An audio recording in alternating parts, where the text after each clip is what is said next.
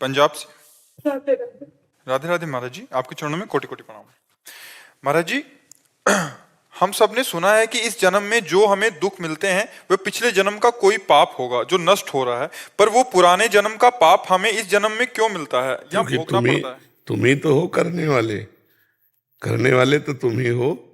पीछे साल अगर जो अच्छा काम हुआ तो इस साल इनाम उसका मिलेगा, तो तुम्ही को तो मिलेगा। पीछे कत्ल किया, मुकदमा, तुरंत दंड तो नहीं मिलता कहीं भी।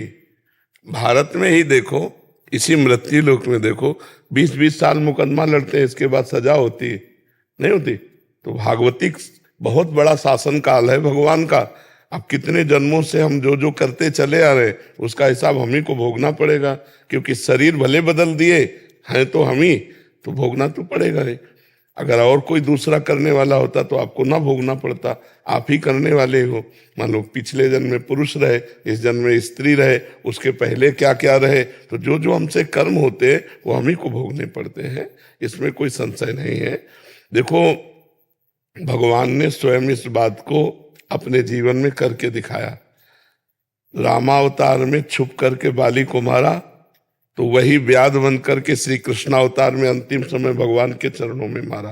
तो भगवान ने लीला करके दिखाया कि जो कुछ कर्म किया जाता है उसका फल भोगना ही पड़ता है।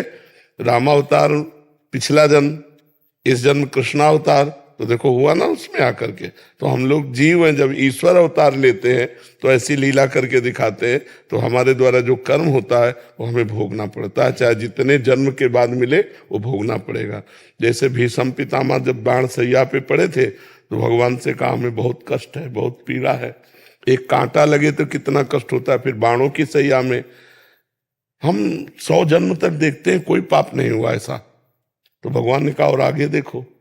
मतलब हमारे हजारों जन्मों का हिसाब किताब है जो हमको भोगना पड़ता है, और अवश्य में भोक्तव्यम कृतम कर्म शुभाशुभम, गीता में भगवान ने कहा है। उसी जन्म में क्यों नहीं मिलता?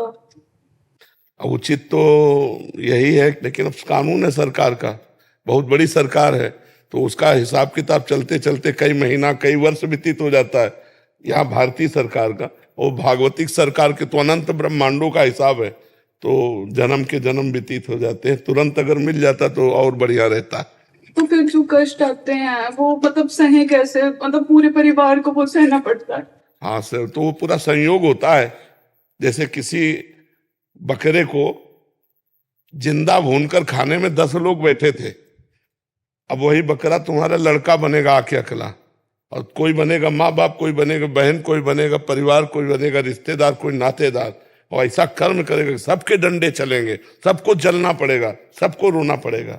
नाम जब भी करते फिर भी वो चीज सहन नहीं होती है। नहीं, अभी उस कोटि का नाम जप नहीं करते, नहीं ऐसी कोई बात ही नहीं है जो सहन न की जा सके नाम जप के द्वारा। बहुत कष्ट होता है। हाँ, अब भोगना तो पड़ेगा ही, अवश्य में भोक्तव्यम। अब कष्ट तो देखो, तुम कितना भजन करते हो हमें पता नहीं, लेकिन हम कितना भजन करते हैं इतना हमें तो पता है ना। और हमारी दोनों किडनी फेल है, तो भोगना तो पड़ेगा, पर हम रो के नहीं भोग रहे, हम हंस के भोग रहे, क्योंकि हमारे द्वारा किया हुआ कोई कर्म है उसका फल आया है। भगवान का भजन करते हुए मुस्कुरा के भोग रहे। अब तुम कमजोर हो तो रो के भोग रहे हो। कमजोर मत बनो, बलवान बनो, नाम जप करो, प्रसन्न रहो। अब अच्छे आचरण करो, अब बुरे आचरण न बने, तो पीछे की खेती है हम खा लेते हैं, आगे की खेती हमारी बहुत बढ़िया रहेगी। देखो कैसे कैसे लोग पापाचरण करते हैं, लगता है कि भगवान बहुत हमें दंड दे। एक गर्भस्थ शिशु की हत्या करा देना, आप लोग अपने में विचार करो, क्या ये पाप नहीं करते? गृहस्थी में गर्भ हत्या करा दी, वो भी तो जीव था।